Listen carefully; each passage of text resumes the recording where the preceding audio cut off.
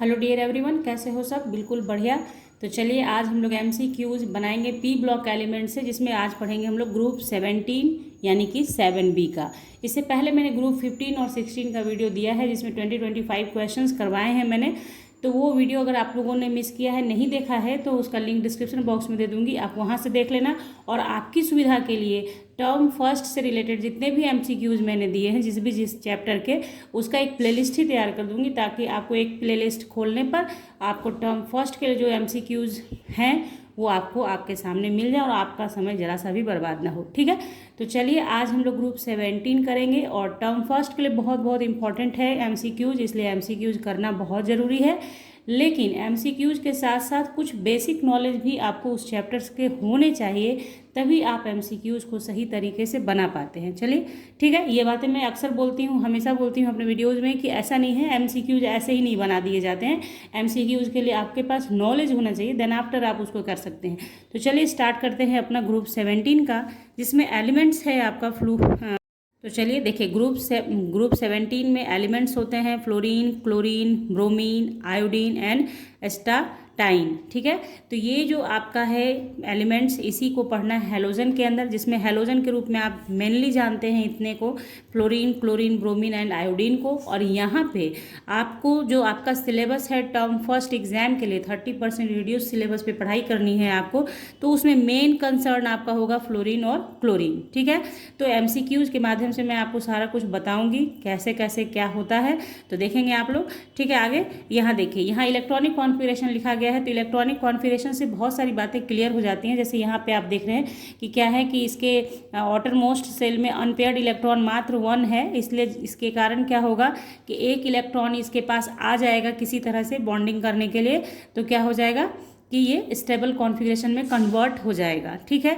दूसरी बात कि ये कैसा कैरेक्टर शो करेगा, ये चूंकि एक अनपेयर्ड इलेक्ट्रॉन है तो ये पैरामैग्नेटिक इन बिहेवियर हो जाएगा। तो इलेक्ट्रॉनिक कॉन्फ़िगरेशन आना बहुत बहुत ज़रूरी होता है कि इलेक्ट्रॉनिक कॉन्फ़िगरेशन आप लिखना जानते हैं, उससे बहुत सारे क्वेश्चंस का आंसर आप कर सकते हो। ओके, वैलेंस इलेक्ट्रॉन पूछ देगा तो आप कर सकते हैं, तो इस तरीके का है। तो देखिए क्वेश्चन नंबर 1 ही आपको दिख जाएगा कि इलेक्ट्रॉनिक कॉन्फ़िगरेशन के अकॉर्डिंग ही है। तो देखिए क्वेश्चन नंबर 1 देखेंगे हम लोग। हमारा क्वेश्चन नंबर 1 है halogen molecules are, halogen molecules, ठीक है, मॉलिक्यूल्स एटम्स मिलते हैं तो मॉलिक्यूल्स बनता है। मॉलिक्यूल्स आर कैसे होते हैं, तो देखिए ऑप्शंस दे रखा है। तो जब आप हैलोजन मॉलिक्यूल्स की बात करते हैं, मान लीजिए क्लोरीन है तो क्लोरीन Cl2 आप बनाते हैं, Cl + Cl, तो डायटॉमिक हो गया।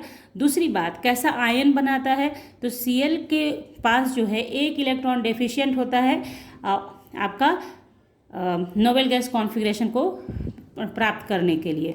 तो एक इलेक्ट्रॉन ये ले लेगा, तो एक इलेक्ट्रॉन लेगा, तो इसलिए कैसा फॉर्म करेगा, diatomic and forms X- ions, X- ion. क्यों? क्योंकि देखिए यहाँ पे एक्सप्लेनेशन मैंने दिया है, आप इसे नोट डाउन भी कर सकते हो। Halogens exist as X2 and ion possess stable noble configuration, यानी कि वैसा ही कॉन्फ़िगरेशन प्राप्त करेगा जिससे कि वो स्टेबल कॉन्फ़िगरेशन हो जाए। जैसे 17 ऑलरेडी क्लोरीन के पास तो 17 इलेक्ट्रॉन होता ही है, एक इलेक्ट्रॉन बाहर से आ जाएगा तो 18 हो जाएगा, तो ये किसके बराबर हो जाएगा, आर्गन के बराबर हो जाएगा ना। आर्गन क्या है, इनर्ट गैस है, नोबेल गैस है ना, तो इसलिए। Okay, clear. चलिए नेक्स्ट देखते हैं हम लोग क्वेश्चन नंबर नेक्स्ट है हमारा, ये आपको याद कर लेना है इसे, इसमें कोई ट्रिक नहीं है, बस याद करना है इसे। क्लोरीन वॉज डिस्कवर्ड बाय, तो यहाँ पे क्लोरीन का डिस्कवर किसने किया है, तो सीले ने किया है। तो देखिए क्वेश्चन नंबर 3 है हमारा, which is bad conductor of electricity, इनमें से कौन बैड कंडक्टर ऑफ इलेक्ट्रिसिटी है। तो एज यू नो, जो polar molecules good conductor of electricity conduct करते हैं इलेक्ट्रिसिटी को, लेकिन तब यहाँ पे क्या है, हाइड्रोजन और फ्लोरीन, HCl, HBr, HI सबके सब पोलर होगा, लेकिन इसमें भी अब आपको ढूंढ के बताना है कि बैड कंडक्टर ऑफ इलेक्ट्रिसिटी कौन होगा। ओके, मतलब तो यहाँ पे देखिए एक्सप्लेनेशन इसका मैंने दिया है आपको, H2F2 being weak acid, H2F2 जो होता है वो वीक एसिड होता है, HF जो है वो वीक एसिड होता है। उसका रीजन क्या होता है उसको आगे एमसीक्यूज में आएंगे तो बताऊंगी आपको। ठीक है, तो ये वीक एसिड हो जाए जिसके कारण ये स्लाइटली आयोनाइज्ड होता है, तो आपको पता चल गया कि बहुत कम आयोनाइजेशन होगा तो इलेक्ट्रिसिटी को कंडक्ट नहीं करेगा, दैट इज कहने का मतलब हो गया कि ये बैड कंडक्टर ऑफ इलेक्ट्रिसिटी हो गया। बात आपको समझनी है, जो बेसिक बातें होती हैं वो कतई ना भूलें आप लोग, बेसिक बातें हमेशा याद होनी चाहिए। बेसिक बात यही है कि इलेक्ट्रिसिटी कब कंडक्ट होगा, जब आपका इलेक्ट्रॉन का फ्लो होगा। फिजिक्स के अकॉर्डिंग आप पढ़ते हैं तो पोलैरिटी है तो कंडक्ट करेगा इलेक्ट्रिसिटी को, बट जो हाईली पोलर है वो ज़्यादा कंडक्ट करेगा, यानी गुड कंडक्टर ऑफ इलेक्ट्रिसिटी हो जाएगा, और जो आयोनाइज कम है वो बैड कंडक्टर ऑफ इलेक्ट्रिसिटी हो जाएगा। ओके, नाउ आगे बढ़ते हैं हम लोग। देखिए ये बहुत इंपॉर्टेंट क्वेश्चन है। HClO is an oxide and chlorine hydride and acid. Okay, तो ये HClO क्या है, एक एसिड है। HClO क्या है, एक एसिड है। It is an acid. क्यों एसिड है, क्योंकि जब आप ये ब्रेक करता है तो H+ आयन आपको देता है, और H+ आयन जो देता है वो एसिड होता है। ठीक है, हम लोग को पता है ये, तो H+ आयन देता है इसलिए ये एसिड है। तो चलिए N acid. Okay, D. Okay, now question number 5, the halogen that is most readily reduced is. तो इसमें से कौन सा ऐसा हेलोजन है जो कि जिसका रिड्यूसिंग पावर मैक्सिमम होगा, तो ये बताना है हम लोगों को। तो क्या है क्वेश्चन, देखिए आपको मैंने पहले ही कहा है कि क्लोरीन, ब्रोमीन, आयोडीन, फ्लोरीन, ये 4 ही आपको हेलोजन के रूप में पढ़ने को मिलेंगे। ओके, तो देखिए इसको ध्यान में आपको रखना है कि F जो है, फ्लोरीन जो है वो इलेक्ट्रॉन लेता है और F- आयन बनाएगा, तो इसका जो आपका रिड्यूसिंग पावर होता है वो मैक्सिमम होता है। ध्यान रखिए इस चीज़ का कि फ्लोरीन का रिड्यूसिंग पावर मैक्सिमम होता है, तो फ्लोरीन का ये होगा। अब आप क्या है कि जैसे देखिए यहाँ पे आप पावर का ये आपको संख्या में कुछ भी याद करने की ज़रूरत नहीं है, सिर्फ आपको ये रखना है कि रिडक्शन पावर किसका ज़्यादा होता है, सारे हेलोजन में फ्लोरीन का ज़्यादा होता है। मोस्ट इलेक्ट्रोनिगेटिव भी फ्लोरीन ही होता है, रिडक्शन पावर भी फ्लोरीन का ही ज़्यादा होता है। सिर्फ एक जगह पे कॉन्ट्राडिक्शन आपको दिखेगा फ्लोरीन और क्लोरीन के बीच, तो वो क्या होगा आगे क्वेश्चंस में हम लोग देखेंगे। ओके, नेक्स्ट क्वेश्चन है हमारा, देखिए halogen acid used in preparation of aqua regia. ये भी बहुत इंपॉर्टेंट क्वेश्चन है कि हेलोजन एसिड जो है कौन सा इसमें हेलोजन एसिड है, इसको जैसे जिसमें भी हेलोजन ग्रुप होते हैं उसे हेलोजन एसिड बोलते हैं। ओके, तो हेलोजन एसिड कौन सा है इसमें जिसका यूज एक्वारेजिया यानी अम्लराज, जिसे हिंदी में अम्लराज कहते हैं, अम्लराज को बनाने में इस्तेमाल होता है। तो देखिए aqua regia is 1 part HNO3 and 3 parts HCl। ठीक है, तो 1 पार्ट HNO3 मिलता है और 3 पार्ट्स HCl मिलता है, तो एक्वारेजिया बनता है। तो कौन सा हेलोजन एसिड मिलता है, HCl। हमारा ऑप्शन कौन सा जाएगा, C। ओके, नाउ नेक्स्ट देखते हैं हम लोग। 7 नंबर हमारा है, the element having 9 protons and 10 neutron is. तो देखिए यहाँ पे दिया है, जैसे नाइट्रोजन दे रखा है, क्लोरीन, ब्रोमीन, फ्लोरीन, तो सबको पता है नाइट्रोजन 7 होता है, क्लोरीन का 17 होता है, ब्रोमीन 35 होता है, तो फ्लोरीन का 9 होता है। तो इसमें 9 प्रोटॉन हो गया और 10 न्यूट्रॉन्स हो गया। ठीक है, तो ये हमारा ऑप्शन कौन सा होगा, डी। बहुत आसान सा क्वेश्चन, आपको लगेगा कि इतना इजी क्वेश्चंस दे रही हैं, बट आप बिलीव मी क्लास 12 के अंदर आपको इस टाइप का क्वेश्चंस आता है और कभी कभी बच्चे कंफ्यूज हो जाते हैं। दैट्स वाई मैंने यहाँ पे इसे इंक्लूड किया है, ताकि आप इजी क्वेश्चंस, समटाइम ऐसा होता है कि आप बहुत टफ क्वेश्चंस का प्रिपरेशन कर लेते हैं और फिर एकेडमिक में आपको उतना क्वेश्चन नहीं आता है, और उसके बाद आप इजी क्वेश्चंस को पूरी तरह से छोड़ देते हैं और इजी क्वेश्चन आ गया तो फंस जाते हैं। इसलिए यहाँ पे मैंने कोशिश करी है कि हार्ड विथ इजी दोनों चलाया जाए। ठीक है, नेक्स्ट क्वेश्चन देखते हैं हम लोग। तो देखिए क्वेश्चन नंबर 8 है, the electron affinity of halogen shows the order. तो देखिए यहाँ पे हेलोजन आपका दे रखा है, 4 ही हेलोजन आपको पढ़ना है, मैंने शुरू से ही बोला हुआ है आपको ये बात, तो यहाँ दिया हुआ है। ठीक है, तो देखिए इलेक्ट्रॉन, मैंने अभी जस्ट थोड़ी देर पहले आपसे कहा कि क्लोरीन और फ्लोरीन में बस एक कॉन्ट्राडिक्शन आएगा एक जगह पे, जो ये है इलेक्ट्रॉन एफिनिटी की बात करें तो इलेक्ट्रॉन एफिनिटी क्लोरीन का मोर देन फ्लोरीन होता है। देखिए इलेक्ट्रोनिगेटिव ज़्यादा फ्लोरीन होता है, लेकिन इलेक्ट्रॉन एफिनिटी, इलेक्ट्रॉन से एफिनिटी किसका ज़्यादा होता है, क्लोरीन का होता है। ठीक है, इलेक्ट्रॉन एफिनिटी का मतलब आप समझते हैं कि इलेक्ट्रॉन गेन करने की जो टेंडेंसी होती है उसे कहते हैं इलेक्ट्रॉन एफिनिटी। ठीक है, इलेक्ट्रॉन गेन करने की टेंडेंसी, तो मैक्सिमम किसकी होती है, क्लोरीन की, फ्लोरीन से ज़्यादा। ओके, तो यहाँ पे बस अब ये चीज़ आपने देख लिया, तो इसके अकॉर्डिंग आप चले। क्लोरीन का सबसे ज़्यादा इलेक्ट्रॉन एफिनिटी हो गया, देन फ्लोरीन का, देन ब्रोमीन का और देन आयोडीन का। तो हमारा ऑर्डर कौन सा हो जाएगा? बी हो जाएगा। बस सिर्फ ये याद कर लेना है कि क्लोरीन और फ्लोरीन में क्लोरीन का इलेक्ट्रॉन एफिनिटी ज़्यादा है। अगर इलेक्ट्रोनिगेटिविटी की बात होती है कि ऑर्डर ऑफ इलेक्ट्रोनिगेटिविटी, तो फ्लोरीन सबसे आगे आता। इलेक्ट्रोनिगेटिविटी की बात होती तो फ्लोरीन सबसे आगे, then chlorine, then bromine, then iodine. Okay, तो बस यही एक कॉन्ट्राडिक्शन वाली बात है फ्लोरीन और क्लोरीन के बीच, तो इसको ध्यान में रखिए, याद रह जाएगा आपके दिमाग में। अगर पूरी बात आप सुनते हैं तो एकदम बिल्कुल दिमाग में रह जाएगा। क्वेश्चन नंबर 9 देख लेते हैं हम लोग। Fluorine is highly reactive because of, तो देखिए क्या है, highest electronegativity, low bond dissociation energy, both A and B and none. तो इसमें फ्लोरीन के साथ क्या क्या कंडीशंस है भैया? तो हाईएस्ट इलेक्ट्रोनिगेटिविटी तो होता ही है, और लो बॉन्ड डिसोसिएशन एनर्जी, ये तो देखिए हमारा यहाँ पे क्या जाएगा, हाईएस्ट इलेक्ट्रोनिगेटिविटी, ये तो आप सभी जानते हैं। तो बॉन्ड डिसोसिएशन एनर्जी भी इसका लो होता है, 159 जूल पर मोल होता है। ठीक है, तो ये बहुत ज़्यादा नहीं है, जिसके कारण यहाँ पे हमारा ऑप्शन कौन सा जाएगा? Both A and B, both A and B, यानी कि हाईएस्ट इलेक्ट्रोनिगेटिविटी और लो बॉन्ड डिसोसिएशन एनर्जी दोनों होने के कारण फ्लोरीन क्या होता है? हाईली रिएक्टिव होता है। ओके, तो चलिए नेक्स्ट देखते हैं। क्वेश्चन हमारा 10 है, the halide which does not give a precipitate with AgNO3 is. तो ये आपको ध्यान रखना पड़ेगा बच्चों कि कौन सा ऐसा हलाइड है, कौन सा ऐसा यहाँ पे हलाइड आयन है जो कि आपको AgNO3 के साथ प्रेसिपिटेट नहीं देता है, प्रेसिपिटेट नहीं देता है, यहाँ पे डज नॉट है। ओके, तो F minus Cl minus Br minus I minus, तो क्या होगा? AgF इज वाटर सॉल्युबल, यानी जब AgNO3 के साथ आप रिएक्ट कराएंगे इसको, तो ये AgF बनाएगा जो कि वाटर सॉल्युबल होता है। और जब वाटर सॉल्युबल हो गया तो प्रेसिपिटेट कैसे देगा? प्रेसिपिटेट तो वही देगा जो कि सॉल्युबल नहीं होता है, तो सेटल हो जाता है बॉटम में। ठीक है, तो यहाँ पे हमारा ऑप्शन कौन सा जाएगा? ए, F माइनस, यानी F माइनस जो है AgNO3 के साथ प्रेसिपिटेट नहीं देता है, बाकी सारे लोग प्रेसिपिटेट देते हैं। ठीक है, नेक्स्ट क्वेश्चन देखते हैं हम लोग। In which is chlorine is not used. Okay, तो देखिए as germicide, as oxidant, as cutting tool, as disinfectant. तो देखिए क्लोरीन के बारे में हम लोग सब जानते हैं कि क्लोरीन जर्मिसाइड के रूप में यूज़ होता है, ऑक्सीडेंट के रूप में भी यूज़ होता है, और डिसइंफेक्टेंट तो होता ही है। क्लोरीन में ही ब्लीचिंग पाउडर जो बनाया जाता है वो क्लोरीन का ही कंपाउंड है, क्लोरीन उसमें रहता है, तो इसका मतलब हुआ कि वो डिसइंफेक्टेंट के रूप में इस्तेमाल किया जाता है ना। तो यहाँ पे मात्र एक ऑप्शन ऐसा है जिसमें कहीं भी क्लोरीन का कुछ यूज नहीं दिख रहा, जो है कटिंग टूल। कटिंग टूल बनाने में क्लोरीन का कोई इस्तेमाल नहीं होता है, तो in which chlorine not used है, तो क्या होगा? As cutting tool. Okay, next देखते हैं।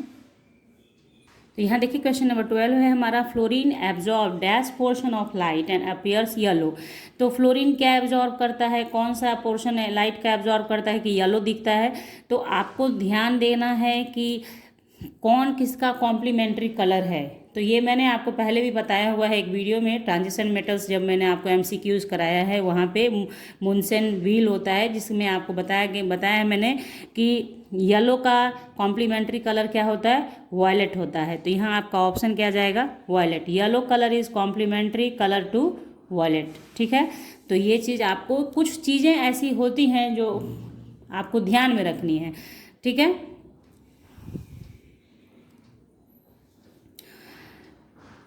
नेक्स्ट क्वेश्चन देखिए यहाँ पे जो मैंने बोला कि कॉम्प्लीमेंट्री कलर का मैंने बताया है, उस वीडियो का लिंक दे दूंगी, आप उसे भी देख लेंगे तो आपका फ़ायदा ही रहेगा, क्वेश्चन भी आ जाएंगे और वहाँ पे आप देख भी लेंगे। ठीक है, फिलहाल के लिए आप ध्यान रखिए कि येलो का वॉयलेट, तो वॉयलेट का येलो होता है। ओके, नेक्स्ट देखिए क्वेश्चन नंबर 13 है हमारा, halogens are placed in group 7B group or group 17 of the periodic table because they are non-metals, they are very reactive, they are electronegative, they have 7 electrons in outermost orbit। देखिए जब इस questions को आपके सामने दिया जाएगा तो आप टोटली कंफ्यूज हो जाएंगे और सोचेंगे अरे they are non metals, P block elements non metals होते हैं, they are very reactive, reactive भी होते हैं, they are electronegative, electronegative halogen के बारे में जग प्रसिद्ध है कि इलेक्ट्रोनिगेटिव होते हैं ये सब, ठीक है।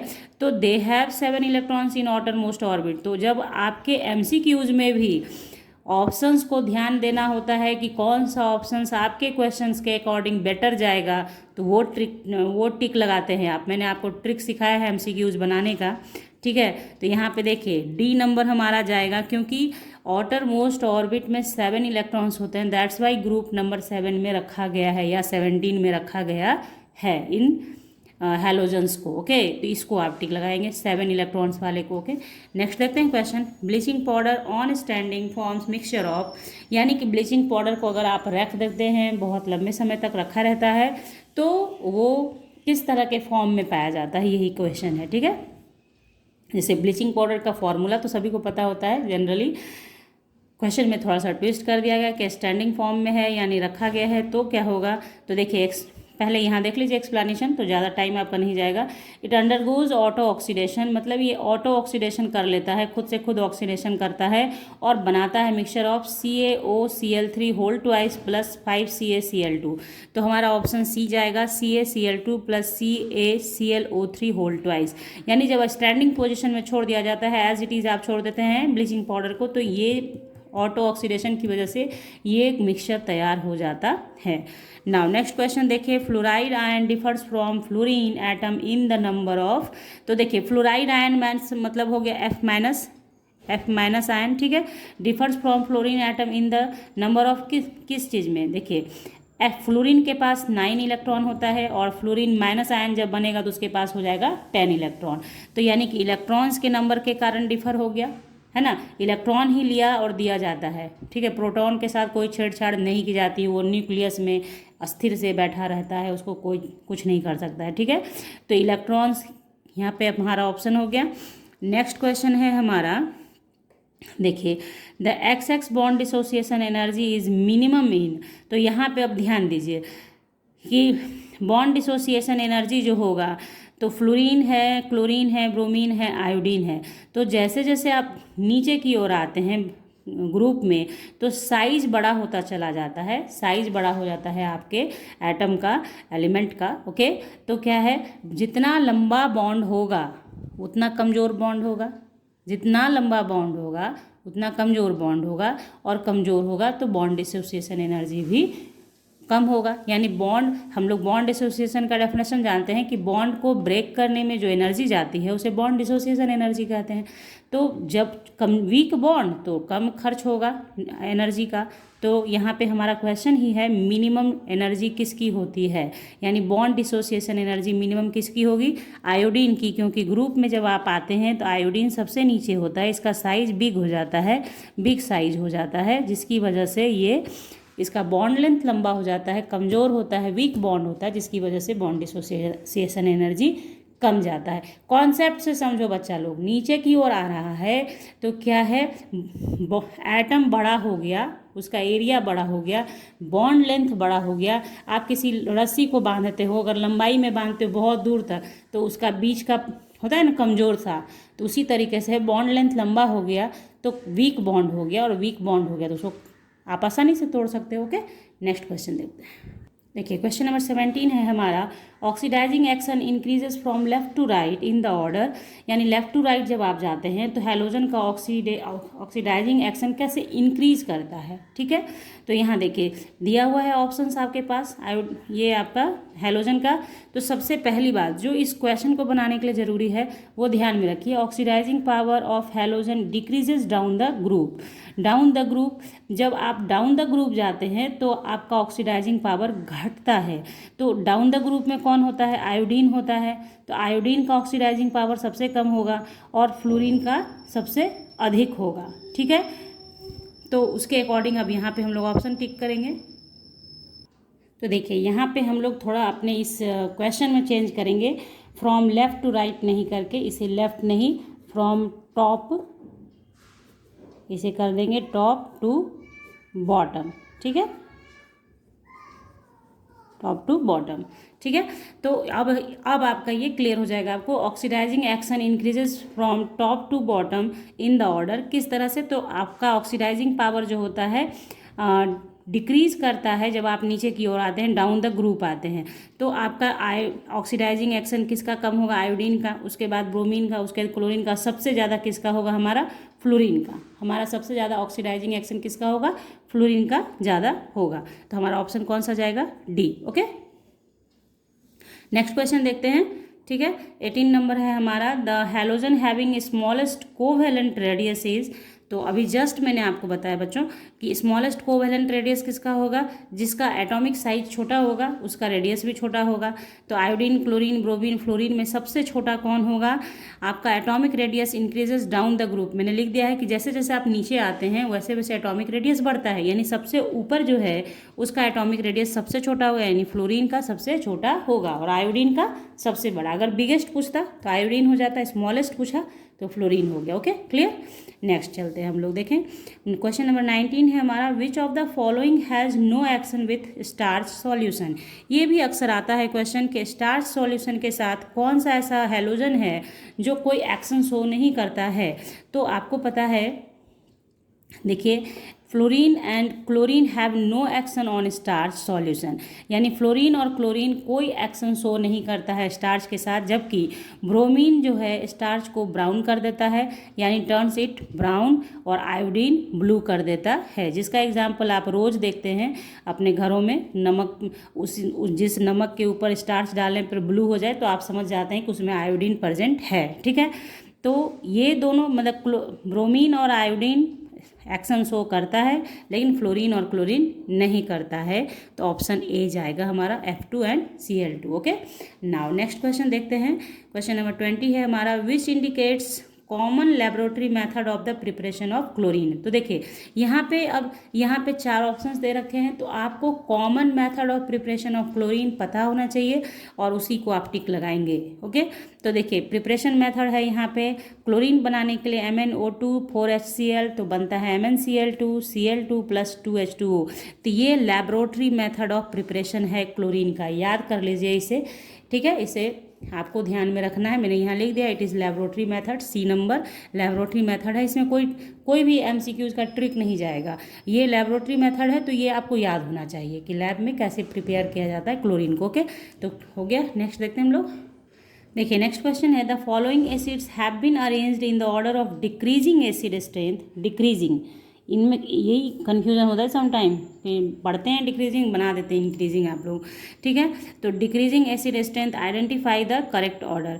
तो यहाँ पे दे रखा है ClOH, जो अभी जस्ट पहले आपने पढ़ा है क्वेश्चन में, तो ये हो गया ClOH फर्स्ट है, BrOH सेकंड, थर्ड है IOH थर्ड।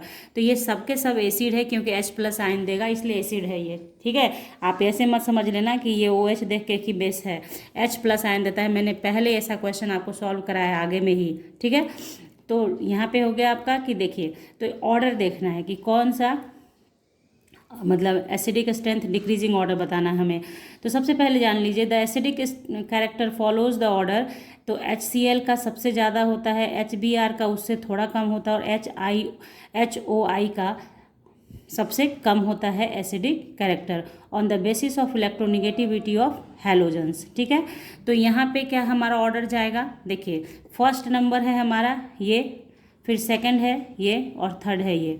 ठीक है, तो कौन सा ऑर्डर है हमारा ऑप्शन कौन सा जाएगा, फर्स्ट जाएगा, सबसे ज़्यादा फर्स्ट का, फिर सेकंड का, फिर थर्ड का। तो डिक्रीजिंग ऑर्डर में आ रहा है, तो हमारा ए हो गया। ठीक है, उसके बाद आप आते हैं क्वेश्चन नंबर 22। ये देखिए, बर्थोलेट सॉल्ट इज, तो KClO3 को बर्थोलेट सॉल्ट कहा जाता है। ये सब क्वेश्चंस आते हैं बच्चों, आप ध्यान रखिए इन सब चीज़ों का।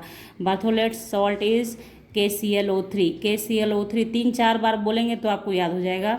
KClO3 को बर्थोलेट सॉल्ट कहा जाता है। ठीक है, नेक्स्ट क्वेश्चन है, मोस्ट इलेक्ट्रोपॉजिटिव हैलोजन इज। अब देखिए कैसा क्वेश्चन है, इलेक्ट्रोनिगेटिव होता है ये तो सबको पता है, लेकिन इसमें भी क्या होता है, कुछ ज़्यादा इलेक्ट्रोपॉजिटिव होते हैं, कुछ ज़्यादा इलेक्ट्रोनिगेटिव होते हैं, तो कुछ इलेक्ट्रोपॉजिटिव भी होते हैं। तो मोस्ट इलेक्ट्रोपॉजिटिव हैलोजन कौन सा होता है, तो फ्लोरीन, क्लोरीन, ब्रोमीन, आयोडीन। तो देखिए electropositive character increases down the group, यानी जैसे जैसे देखिए एक चीज़ समझिए, जैसे जैसे इलेक्ट्रोनिगेटिविटी घटेगा तो इलेक्ट्रोपॉजिटिविटी का कैरेक्टर उसमें आएगा। बात आ रही समझ में? डाउन द ग्रुप जाते हैं तो साइज बड़ा होता जा रहा है, तो क्या है इलेक्ट्रोनिगेटिव कैरेक्टर घटता जा रहा है, तो इलेक्ट्रोनिगेटिव घटेगा तो इलेक्ट्रोपॉजिटिव का टेंडेंसी बढ़ेगा। तो हमारा आंसर कौन सा जाएगा? मोस्ट इलेक्ट्रोपॉजिटिव हैलोजन कौन सा हो जाएगा? हमारा आयोडीन हो जाएगा। ठीक है, अब देखिए फॉर्मिंग सॉल्ट इज, इसमें से फॉर्मिंग सॉल्ट कौन सा है ना? तो फॉर्मिंग सॉल्ट किसे कहते हैं? KHF2 को फॉर्मिंग सॉल्ट कहते हैं। जैसे बर्थोलेट्स कहते हैं किसे? KClO3 को, उसी तरह से फॉर्मिंग सॉल्ट किसे कहते हैं? KHF2 को बोलते हैं। KHF2 को फॉर्मिंग सॉल्ट बोला जाता है। ये सब क्वेश्चंस कैसे हुआ कि देखिए ये एक मतलब जनरल नेम है, साधारण नाम है, इस सब का जनरल नेम है। कोई इसमें क्या कहते हैं, किसी रूल के अकॉर्डिंग इसको याद नहीं कर सकते आप, ये जनरल नेम है तो आपको ध्यान रखना होता है। जैसे बर्थोलेट्स का KClO3, उसी तरह से फॉर्मिंग सॉल्ट KHF2, इस तरीके से आपको याद करके रखना होता है। जैसे अब मान लीजिए कि जिंक सल्फेट होता तो आप ZnSO4 बोल सकते हैं, क्योंकि जिंक और सल्फेट समझ में आता है, लेकिन फॉर्मिंग सॉल्ट में क्या समझ में आएगा? तो उसके लिए आपको ध्यान रखना है KHF2 को कहते हैं। ठीक है, ये जनरल नेम कहलाता है। ओके, इसलिए मैंने ये सारे क्वेश्चंस को मेंशन किया है यहाँ पे ताकि आप ध्यान रख सकें। नेक्स्ट क्वेश्चन है the halogen which is solid at room temperature.